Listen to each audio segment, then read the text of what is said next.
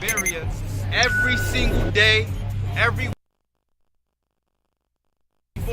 Tell them what breaking the black barrier mean, man. What they look like, what is man? black, man? What is black? Copper Color Productions, man.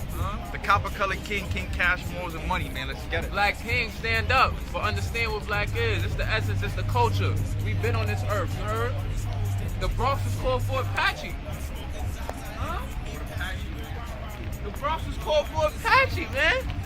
Oh, last breed, bro. We bringing it back, last breed. Really forever flying in this bitch, man. For the ancestors, baby. For all the ancestors out there, baby.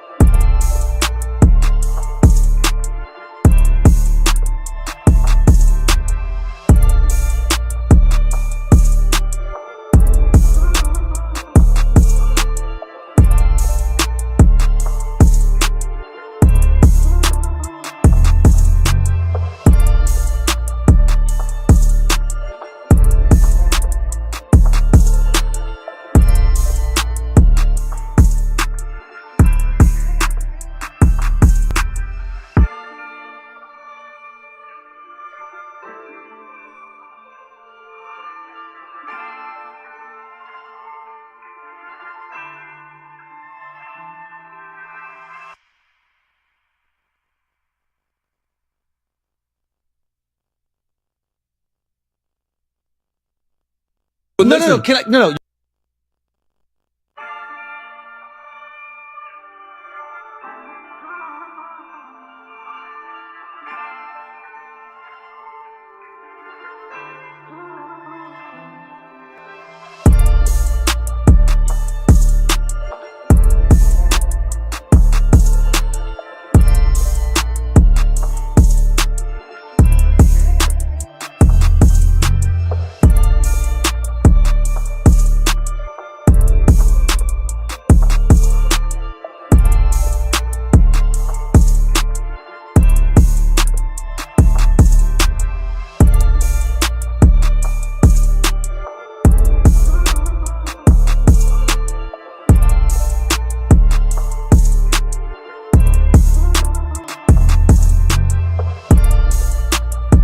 y'all.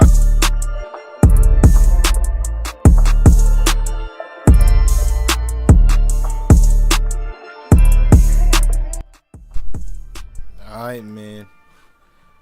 We back. We are back, man. A Copper Color King. We back in this bad boy with some more good content, man. I know it's late. But you know we gotta do our thing, man. See, hard work and dedication, man. That'll let you know. You on your way. You on your way for sure. You gotta stay dedicated.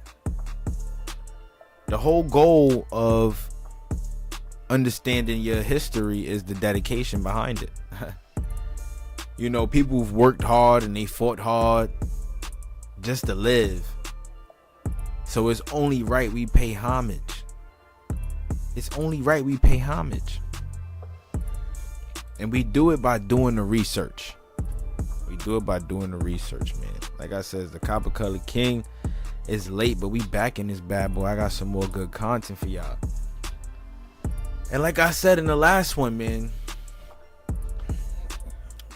I got more information regarding the history of the Carib Indians, the quote unquote Carib Indians. If this is what we gonna call them, I got more information on these people, regarding these people.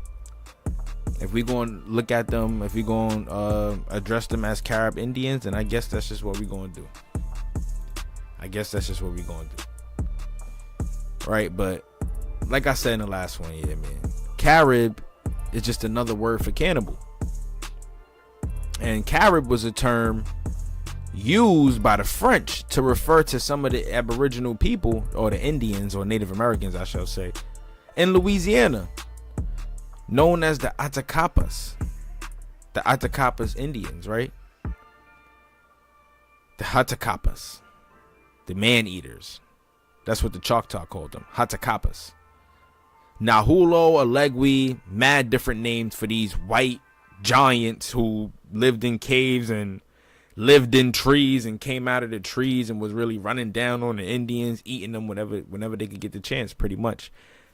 That's what the author said. But we all know the truth behind that, right? A lot of this stuff was part of rituals, you know. They did this stuff to worship their gods for the things they believed in, you know. That's how they got down. And then, right, you know, like I said, the French also coined these folks as Caribs, when they already was calling people Caribs back in the West Indies before they even came in contact with these folks here in Louisiana. The Indians, or the Aboriginals over there in St. Vincent, or in the Orinoco Basin over there in South America, they were being called Caribs. That was the name given to these groups of people. But you got to think about it, right? If you're going to call these white giants Caribs and then call these people Caribs when they're two entirely different people, then who are the Caribs? Who are the mother-loving Caribs? That's the question. Who are the Caribs? See, that's what we got to figure out. That's what we got to do the research to understand. But like I stated, right? Like I told y'all, these are the Caribs. These are them folks. These are the Caribs. These beautiful young ladies, right? Those are the Caribs. And we got to understand, man, history was rewritten to put the focus in a whole different direction.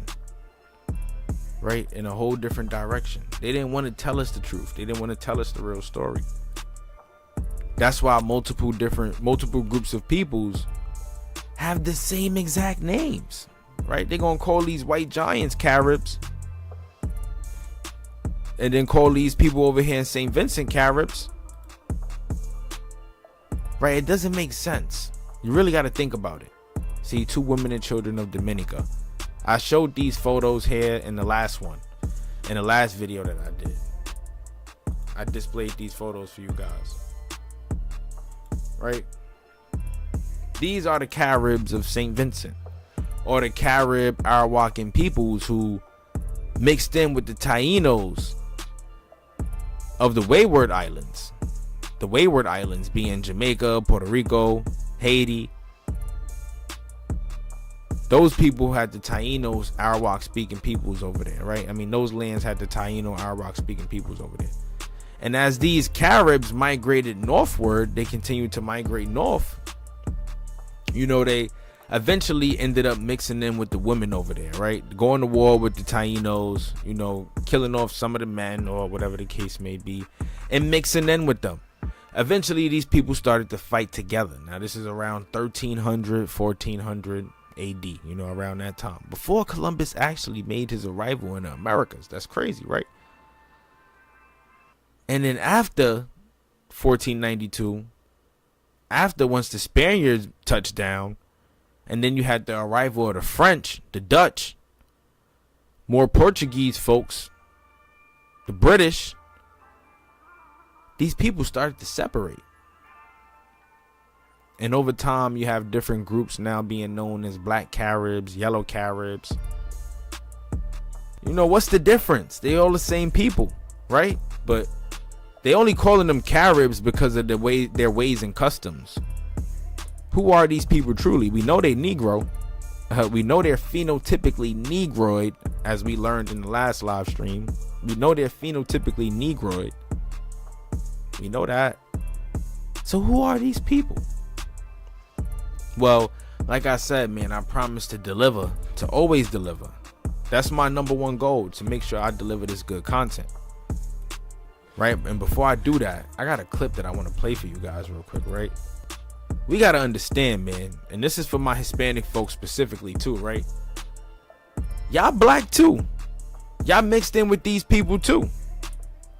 Y'all mixed in with these Caribs as well, right? If we want to refer to them as Caribs, you know, calling them Caribs is just like continuously calling them cannibals. They are not cannibals. I mean, at least not on purpose. They didn't do it on purpose. They did it to survive. So it's a big difference. Just imagine. A lot of people would look down on that, right? But just imagine, right? You stranded on an island. It's a hurricane. Or the colonizers running down on your people, running down on the land, burning the crops, destroying everything. You got to survive. You going to war, right? You kill one of the colonists. What you going to do with that dead body? You got nothing else left to eat. You got to survive. Your way of life has to continue. So these people had to practice or partake in cannibalism. And thus the Europeans started to look at them or consider them to be cannibals. It's crazy, bro. History is crazy. But like I said, I got a clip for y'all. I ain't gonna chat too much. Sorry, I ain't gonna chat too much. I'ma just play the clip. Y'all gotta see this, man. Listen to this, man. This is all for my Hispanic brethren, them. Like I said, it's a big shout out for y'all. Check this out. It's the Copper Color King. We back with another one, man. I've been beasting to come across a video like this. First and foremost, shalom to all my Hebrews, right? All my Hebrew Israelites. I've been beasting to come across a video like this because it just proves that Dominicans, Puerto Ricans, all my Hispanics, y'all could be considered black too. And not so much by the skin complexion, that we share the same skin complexion, but we share the same trials and tribulations. Listen to what the brothers is saying. Their hardships is our hardships. We endured the same thing.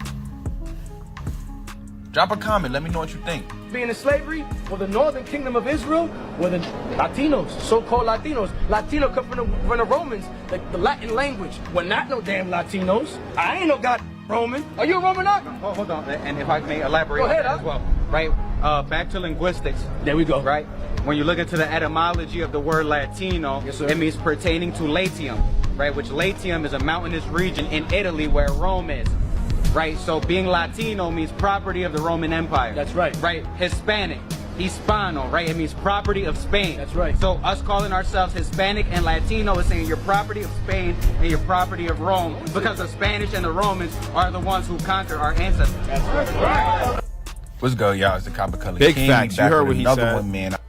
When you saying you're Latino and you're saying you're Hispanic, you're saying you're property of this civilization that once existed.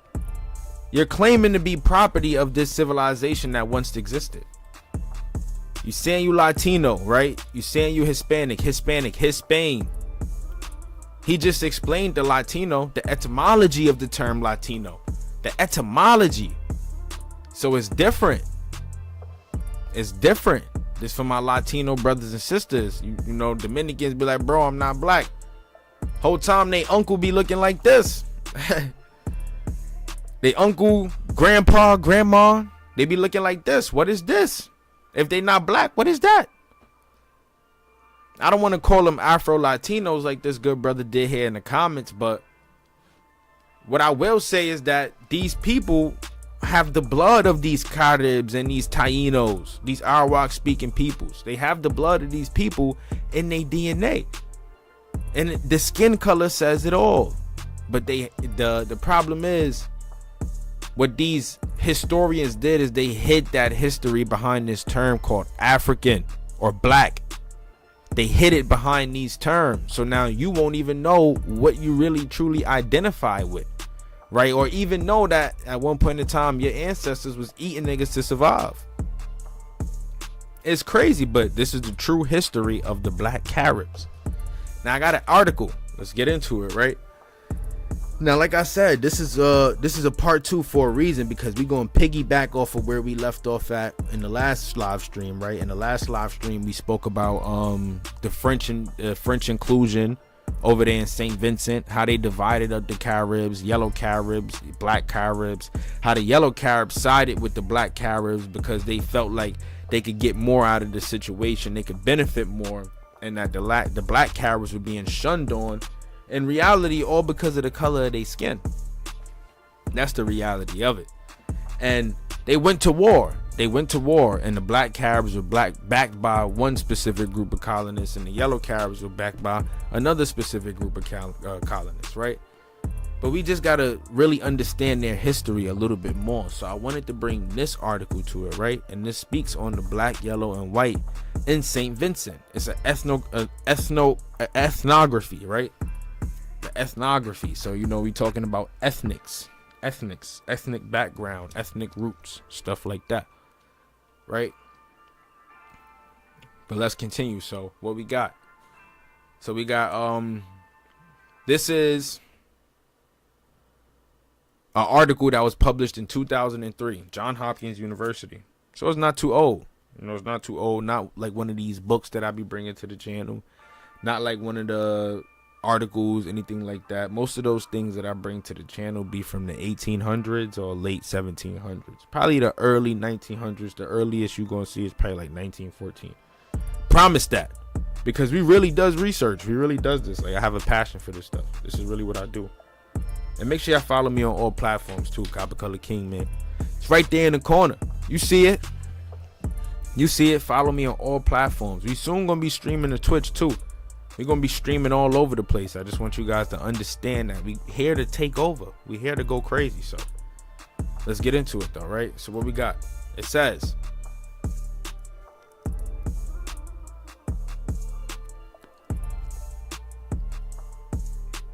in Leslie Marmon's Silko wonderful novel, Almanac of the Dead, the black Cherokee character called Clinton traces his spiritual ancestry back to the children born to escaped African slaves and indigenous Carib Indians during the colonial period, right? Not escaped African slaves. As you can see, I put it right there. Maroons and Europeans. Maroons are Europeans. So these African slaves, as we spoke about in the last year's live stream, we know were either Indians that were being taken off of slave ships, right? Taken off of slave ships by the Spanish and being shipwrecked on St. Vincent, or being brought to the West Indies and sold into slavery, or these were Europeans coming to the New World after escaping the Inquisition or being slaves of the Inquisition or the indentured servants. So let's just keep that in mind as we read. When we see these terms African, we got to understand it's a reason for that. Like I said, the history was hidden behind these words. African is a term to just describe a black person with woolly hair, not an entire group of people. the etymology of the word just means the description of a black person, not a landmass, not a historical group of people like Jacobites or Edomites or Japhites or Hamites or Shemites, nothing like that. It's different. Right, he says his reference is to the so-called black Caribs who supposedly dominated the island of St. Vincent in the second half of the 18th century until they were defeated militarily by the British during the Revolutionary Wars of the 1790s and deported en masse to the Atlantic coast of Central America. Yes, like I said, a lot of these Caribs were deported to Central America. They were removed from St. Vincent, and when they got to Central America, they became the Garifuna people. Yeah, they became the Garifuna people, right? And it's so dope too because this war against the British in the 1790s, this could be connected to the Haitian Revolution and the revolution over there in Jamaica by the Maroons. There was a lot going on. That's why we got to understand the history of the West Indies, and we're gonna bring more of that to the channel. Oh yeah, what it says: deported en masse to the Atlantic coast of Central America, where their descendants still live.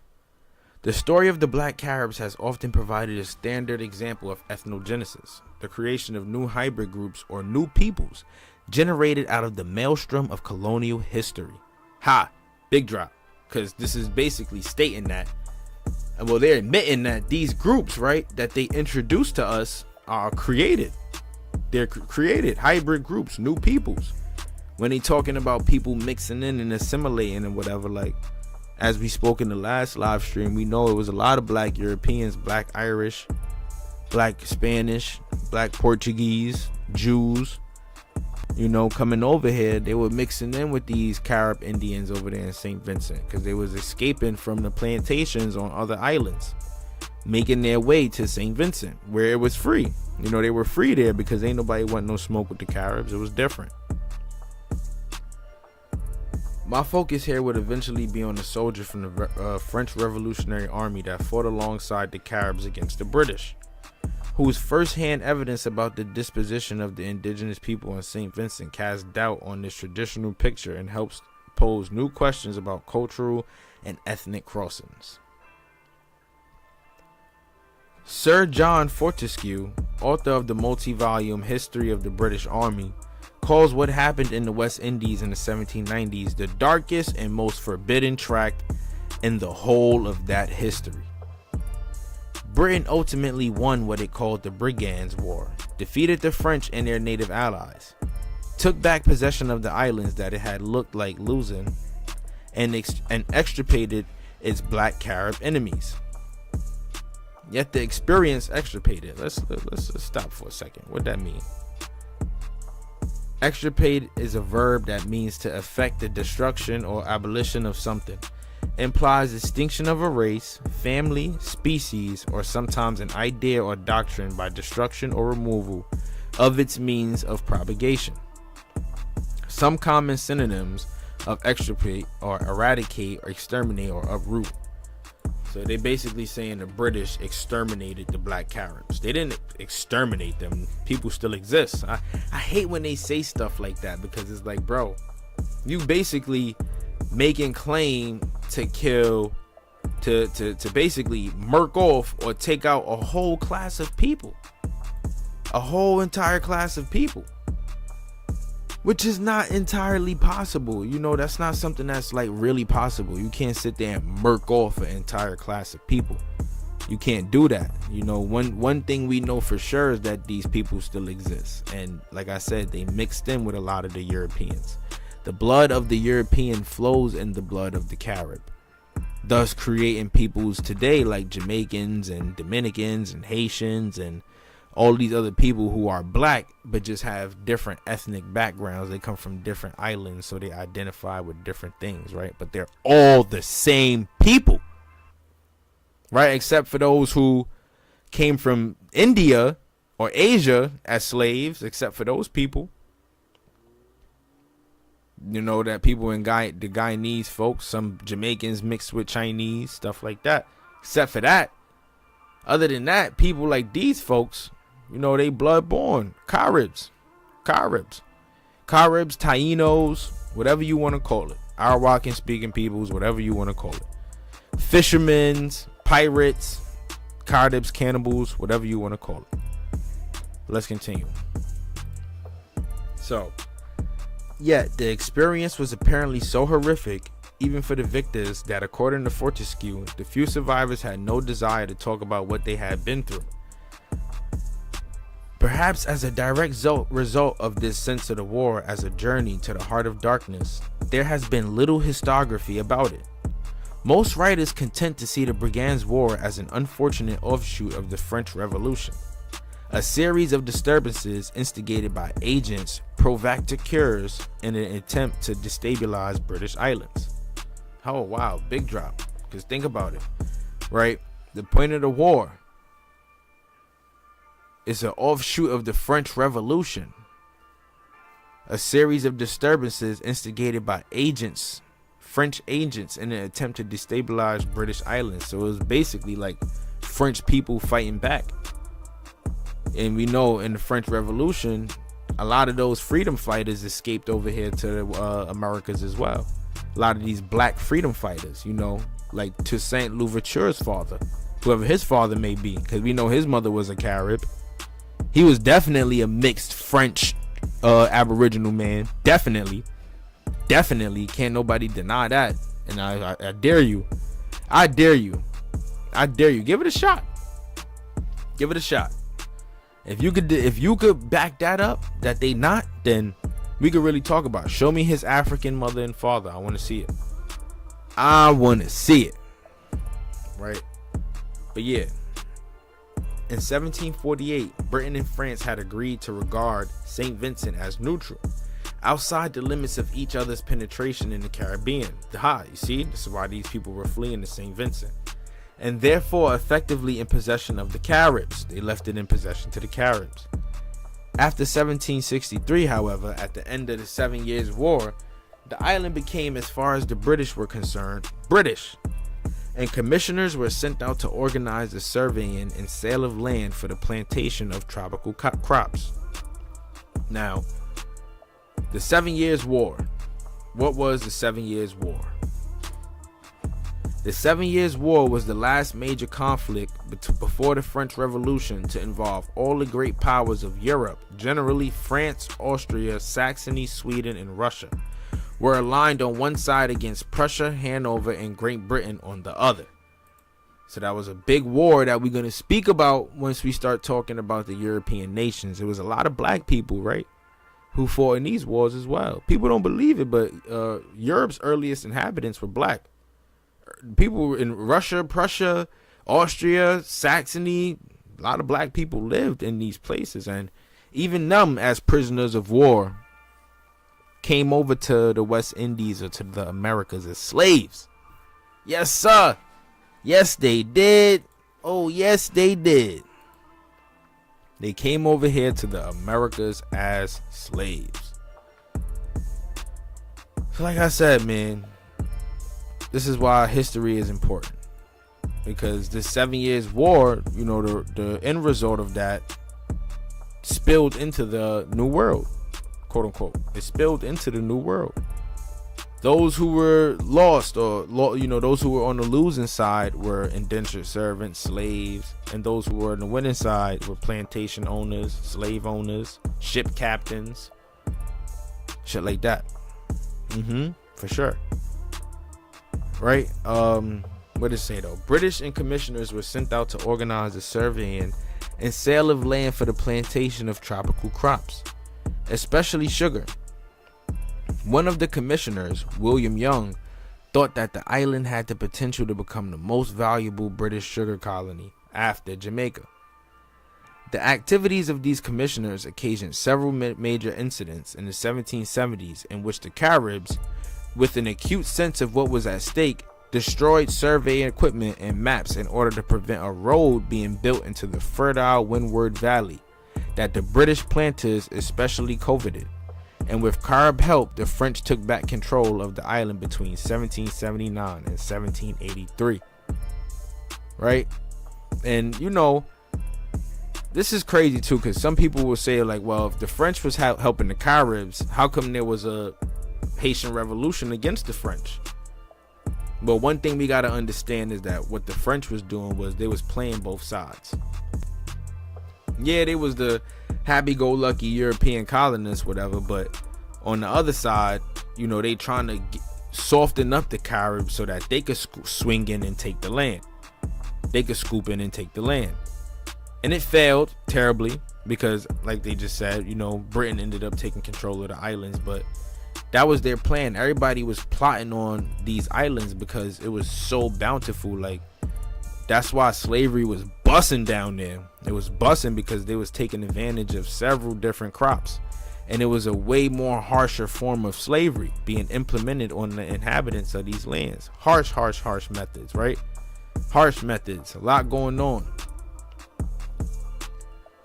But yeah, for many years before 1795, the planters and commissioners had clearly wanted the Caribs removed altogether from St. Vincent.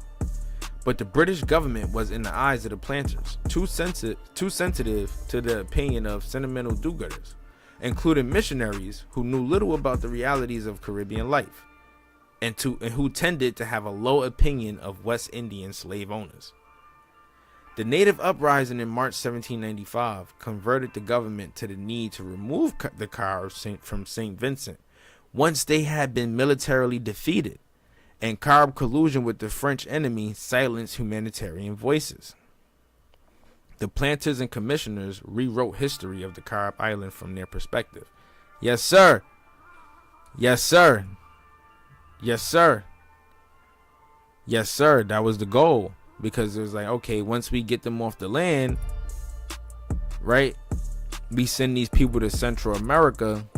Now they known as Garifuna. You won't know them anything before Garifuna. You won't know that those peoples is Caribs. So it's like, okay, what happened to the Caribs? Who are the descendants of the Caribs? That's a question that people would ask because they wouldn't understand that history was rewritten after a certain point. They had no choice but to rewrite it. They had no choice but to rewrite history. They had no choice but to rewrite it. And you gotta understand, this is a part of their plan. Once they rewrite history, they know that we can no longer trace our power back to these nations.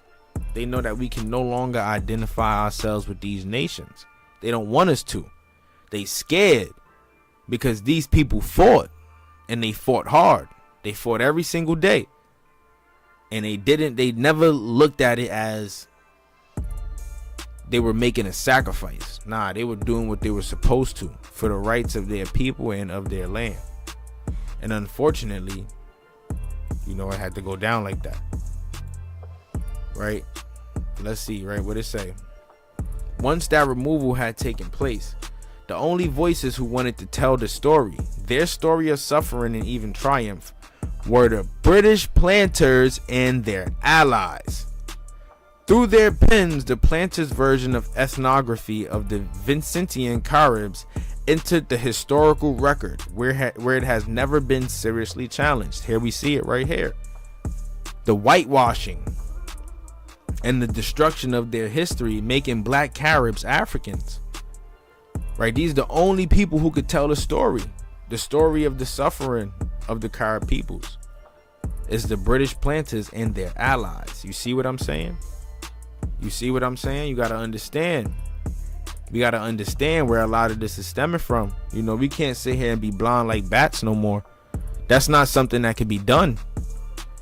We gotta look at this from a clear perspective. We gotta look at it from a clear perspective. It's tough. Knowing that history was rewritten and they could sit here and admit it like this. They could say it. The only people who wanted to tell their story. The only people who wanted to tell these folks' story. That's it.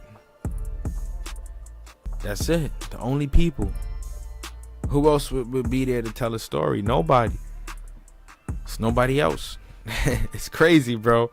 It's crazy. It kind of, you know, it turns my stomach a little because it's like, wow, like, dang, like you would really want to take our power away from us that bad to where we won't even understand that this is how great we could be, that we can actually fight back.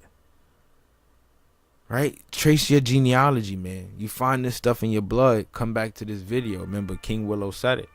You are strong. You are a melanated queen, king and queen, copper color, 4L. That's what it is. We're going to tell our story through our lens. We're going to do the research. William Young produced what he called an authentic coat of the black Caribs, providing evidence which he writes a British court of justice would admit as competent and decided upon as true. In effect, Young's version has become historical truth because he appeared to be the only witness prepared to give testimony. At the center of the planter description of the free non-European population of St. Vincent is a division between what is called the yellow Caribs and the black Caribs, like I said. From the 1770s onward, the planters describe a situation in which the westward side of the island is occupied by a small number of yellow Caribs, largely under the protection of French settlers, while the eastward half, desired by the planters, is controlled by a much larger number of black Caribs. Ha! Alright. So one thing we got to sit there and ask ourselves, right? Now, you know, they were segregated, definitely, for sure. They were definitely segregated, right? Now, based off the facts, we know that the yellow Caribs sided with the French, like I stated earlier. Now, one thing we got to look at is it's a small number of yellow Caribs under the protection of the French. Now, this number is small because this population was procreated by the French settlers. They procreated this population themselves. That's why it's so small. Now, if this population was originally aboriginal to that land, then their population would be way bigger. There's no reason why the black Carib population would be much bigger if they're just African slaves, right? Why else also would that part of the land be desired most by the planters? The Caribs got that on lock. That's their land. They know what's up. They know they coming for that. They know they coming for our land. They know they not stupid. These people not stupid. But hey, who am I to say this, right? Who am I to call it for what it is, right? I'm just speaking facts. I'm just stating the truth. Ask yourself that question. Why would, right, the yellow Caribs portion be small and under the protection of the French, and the black Caribs population be larger and the land being most desired by the planters? If they were just Africans, right? If they were African slaves, wouldn't they be placed somewhere by the planters, right?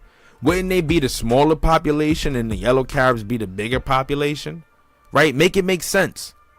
Make it make sense.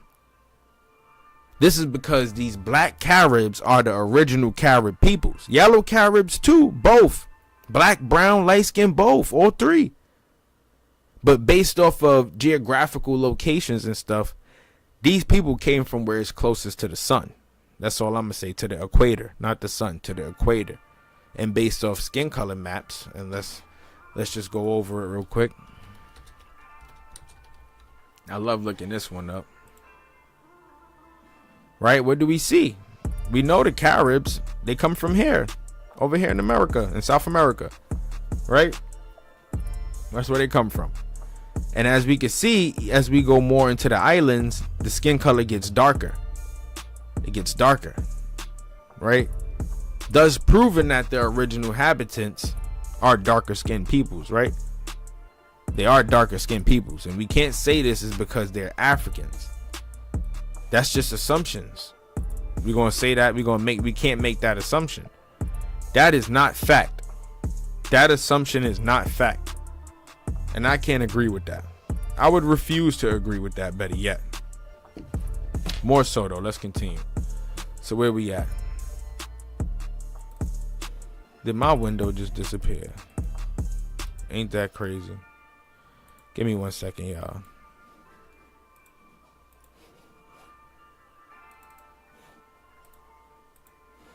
We got it back. We in action. Let's do it. So yeah. What he say? William Young stressed that the yellow and black Caribs were two nations of people of two very different origins and pretensions. Obviously. Although actual descriptions have remarkably difficulty in locating these differences, and they're having a difficult time because you can't differentiate these people based off skin color. They live and come from these lands. They are the same people. Of course you're gonna have a hard time, right? Origin stories about this supposed division are frequently repeated, although not always consistent. Not always consistent, so they can never always be true. They usually involve the shipwreck of a slaving ship, sometimes dated to 1675, which I did show y'all that most of these slave ships, right, were coming from USA and being captured by the Spanish and being shipwrecked along the coast, right, around this same exact mother-loving time. Around this same exact time, 1675, yes sir. As a matter of fact, just because I'm cool, I'm gonna go over it again. Now, let's pull out the article. Let's try to find this article. Where are we at?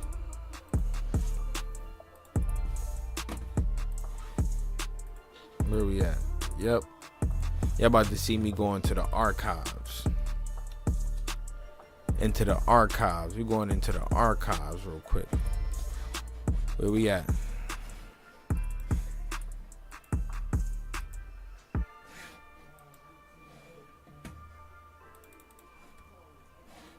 Right, where we at?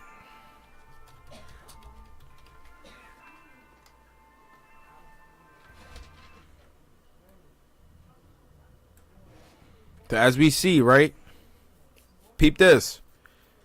This is 1716. 1716, just a couple years later. Just a couple years later. Not too far. Just a couple years later. Breathe slow. Breathe slow. Because this one, right? This is how I made this connection even in the last video. This is how we're going to continue to make these connections. It's the only way to make it make sense. You got to make it make sense. Because if it don't make no sense, then it'll forever be misunderstood. Right, so what it's saying, 1716, Captain Harry Beverly and his ship were captured by the Spanish. Many Indian slaves were on board, undoubtedly being transported to the West Indies for sale. Boom, right there. Right there. Right there. Just gave y'all another big fact. That's a super fact. Because this say 1675. That's only a couple years prior. Only 40, 50 years prior. The same things was going on these islands for mad long. Since the arrival of Colombo. Since all of these different powers were making their way to the islands. The same stuff. Right? So we know they're not Africans. We know that, right? But hey, with the Caribs enslaving the shipwrecked Africans, they're not Africans. The Africans revolting, setting up their own community, stealing Carib women, joining forces with existing Maroons, becoming stronger than their erstwhile captors, and taking over the most fertile parts of the island. Which is cap. How they gonna know which parts of the island is most fertile, right? That's what I even said. That's what I put right there. How do you know you're not from this land? If you African, you would definitely not know. It's two different geographies, right? Two different land masses. The lands are built different. It's not the same. So we know they're not Africans. That rules that out right there, right? And first of all, the Caribs were the ones going in and taking women and joining forces with Maroons and mixing in with people and stuff like that. And they were accepting these Indians in with open arms. These slaves being shipwrecked on the open islands. They were accepting them with open arms. So we could just cap all of that. All of it is cap. We just debunked it straight up. We know they weren't Africans. They may not all be Caribs. You know, they could be Indians from different tribes here in America. The point is, they're all Aboriginals. Right? They're all Aborigines. And they were mixing. They were mixing. Right? The Aboriginal people didn't have a form of slavery. They didn't do that stuff. They didn't get down like that. It was like, welcome to the family. That's what it was. Welcome to the family. That's what they did. Right? But yeah, so completely, according to this account, had the black Caribs come to dominate their former native masters that the British population estimates for the middle of the 18th century are around 3,000 black Caribs and somewhere between 100 and 500 yellow Caribs. The planter evidence for two distinct nations or races, for how that division came about, and for how completely the black Caribs dominated by 1795 is not without certain self-contradictions, not least that, even on the planters' own account, the black Caribs spoke the same language as their yellow counterparts and had adopted their entire repertoire of their cultural practices, such as flattening infant heads and upright burials. Duh, because they were the same people, right? Like I say right here, so slaves just came off a ship and just magically learned the Carib language after enslaving them? Make it make sense. It doesn't make sense. None of it makes any sense. How you gonna hop off a slave ship, learn the language, enslave a bunch? Y'all barely could communicate. So enslaving them is gonna be hard. How you gonna learn the language if all of them is slaves? Y'all barely could communicate. Y'all come from two different backgrounds. Like, it doesn't make sense. And you talking about practicing in the same cultural practices. That's because they've been doing it. If anything, these people were the creators. They've been doing it. They just gonna sit there and give it to the yellow counterparts, quote unquote, because they are the ones who are supposed to be the people who were there on the land first. And this backs up this caste system ideology that yellow or lighter is better and darker is always worse. This came around the West Indies around this time, around the late 1700s. That's caste system. That caste system. The Code de Nior, black codes, right? Even the Spaniards had their own term for it too. Every specific colonizing group had their own term for black codes. The hate towards black people with dark skin, you know. The planter story of Africans made slaves by Caribs before rebelling and capturing Carib females is also suspiciously similar to the stories of supposed Carib settlements in the islands vis-a-vis in the indigenous Arawaks. There is little evidence of what the Caribs thought of all of this, but one colonial office document quotes the black Caribs as refusing to give up any of their lands, right? Like, look, refusing to give up any of their lands. Like, why would they do that, right? Why are they refusing? We don't want to give up none of our land. Why? Which lands were transmitted to them from their ancestors, and in defense of which they would die, suggesting that they saw themselves very much Caribs from the start. They gonna die for that land. So when we go back to the part that says, we go back to this part, let's try to find it, right, where they talk about small portion of yellow Caribs and a big portion of black Caribs, right? Oh man, gotta find that part again. Right, small number of yellow Caribs under the protection of the French, and a larger number of the black Caribs on the land desired by the planters. They were ready to die for this land because it was left for them by their ancestors. Now this goes back to the question: if these black Caribs are Africans, then why are they on the most luxurious part of the land? Which makes sense that it would be passed down to them by their ancestors. They're Carib to the bone. We are Carib, basically, suggesting that they saw themselves very much as Caribs first, at least on this issue. But if linguistically and culturally black and yellow Caribs were identical, the British planters were determined that the black Caribs should be seen as distinctly African. They were sometimes simply described as a colony of African Negroes, on the assumption that Africanness of the maroon men had overwhelmed the Caribness of the women they had kidnapped for sexual partners. So the Maroons were kidnapping Carib women. The Maroons aren't Africans though. These are European men. These are European men. I'm gonna play a video for y'all. I'm gonna play a video for y'all once we get towards the middle of this, right? We're gonna get towards the middle of this and play a video for y'all. We gotta understand, they be lying their asses off, bro. African Negroes my ass, bro. What you mean? What you mean? We already know the first Europeans over here in America were black, and in the West Indies. So what are you talking about? What do you mean? What are you trying to say? It doesn't make any sense. The maroon men had overwhelmed the Caribness of the women, the Africanness of the maroon men. First of all, maroon is a European term. That's not an African term. Maroons were in Europe. So what are you talking about? This is not a shot at Africans, but stop fucking lying. That's the thing. Like, they be lying, and this is what makes it hard. It makes it harder for people. But we ain't know the Maroons was kidnapping the Carib women. That's tough. That's tough. They was kidnapping the old girls, these beautiful copper-colored babies, right? Mixing with them, changing the phenotype.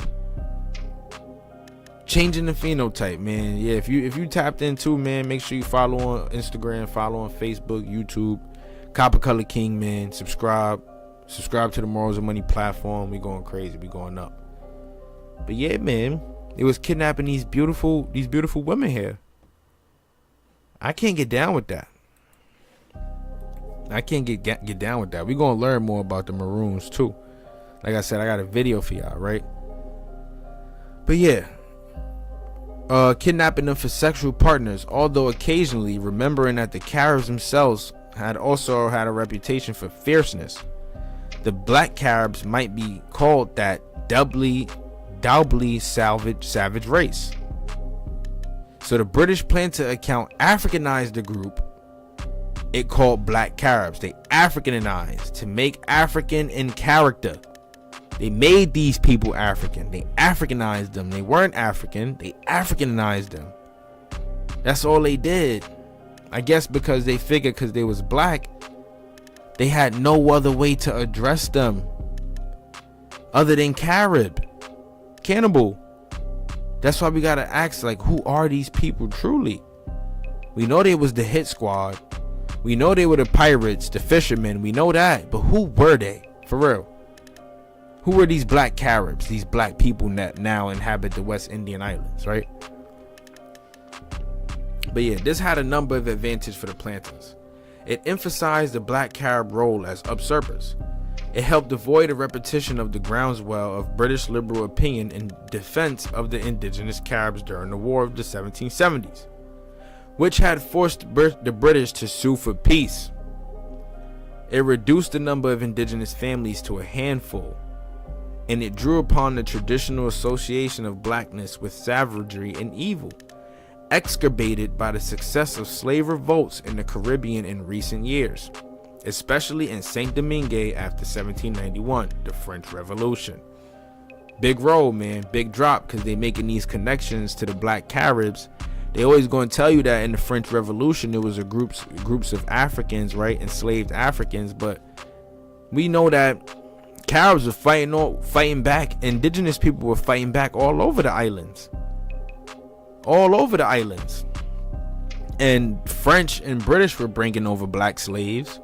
Obviously, these people would end up mixing in with the Carib populations, thus birthing those who fought in the Haitian Revolution.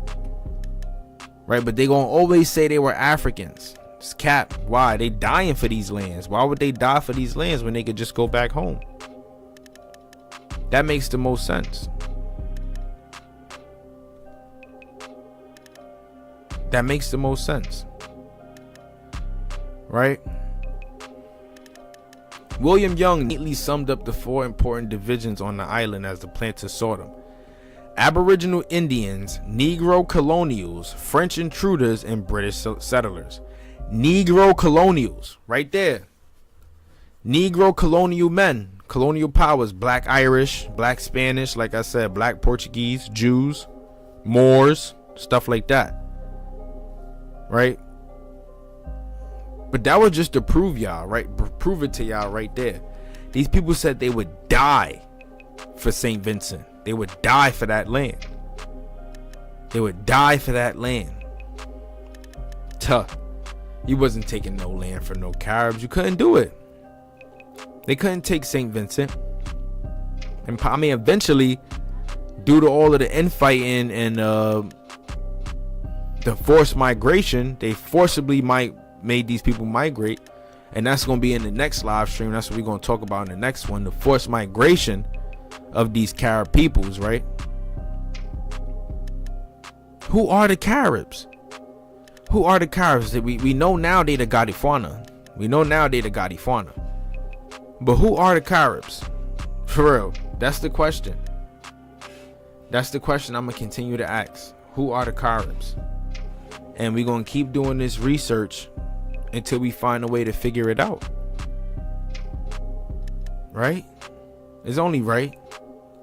I appreciate y'all for tuning in, man. Stay in tune for part 3. Because we definitely going to go crazy on part 3. Part 3 going to be a banger. I ain't going to lie. Part 3 going to be tough.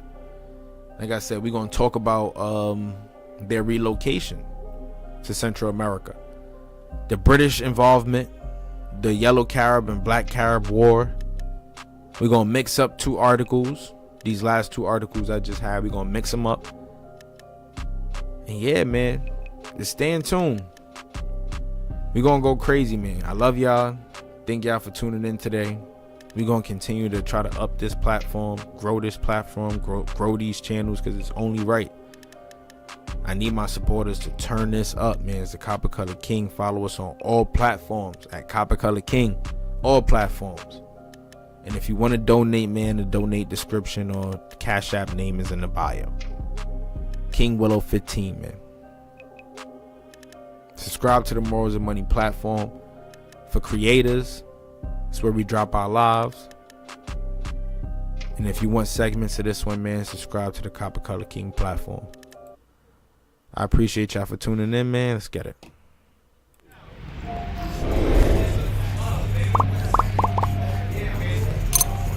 Breaking that black barrier every single day, every weekend, 24/7. It does not matter. Tell them break the black barrier game, man. What is black, man? What is black? Copper Color Production, man. The Copper Color King Cash Wars of Money, man. Let's get it. Black King, stand up for understand what black is. It's the essence of the culture. We've been on this earth, heard? The Bronx called for Apache. The Bronx called for Apache, man. Oh, last breed, bro. We bringing it back, last breed.